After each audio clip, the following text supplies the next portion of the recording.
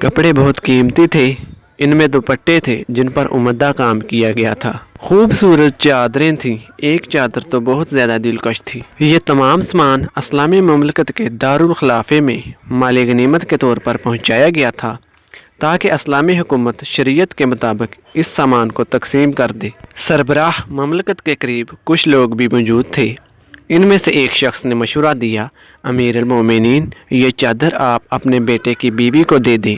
سربراہ مملکت کچھ دیر سوچتے رہے، پھر انہوں نے کہا، میں یہ چادر ان خاتون کو دوں گا جو اس کی زیادہ حقدار ہیں، یعنی ام عمارہ نصیبہ بنت کعب رضی اللہ تعالیٰ عنہ، کیونکہ میں نے غزوہ احد کے بعد رسول اکرم صلی اللہ علیہ وسلم کو یہ فرماتے ہوئے سنا ہے، میں نے جنگ میں جب بھی اپنے دائیں بائیں دیکھا، نصیبہ بنت کعب کو میرا دفاع کرتے ہوئے پایا۔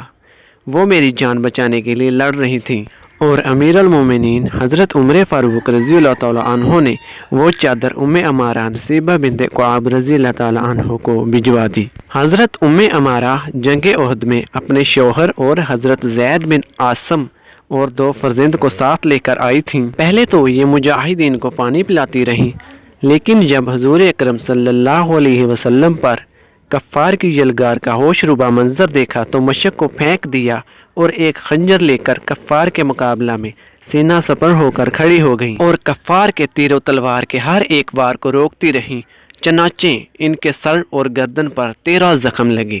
آپ صلی اللہ علیہ وسلم نے یہ دعا فرمائی، الہی ان سب کو جنت میں میرا رفیق بنا دینا۔ حضرت نصیبہ رضی اللہ تعالیٰ عنہ کا تعلق مدینہ منورہ کے قبیلے بنو نجار سے تھا۔ نبی کریم صلی اللہ علیہ وآلہ وسلم کی پردادی کا تعلق بھی قبیلہ بنو نجار سے تھا۔ ایک بار آپ صلی اللہ علیہ وسلم نے فرمایا، اگر میں انصار کے کسی گھرانے میں شامل ہوتا تو بنو نجار میں شامل ہوتا۔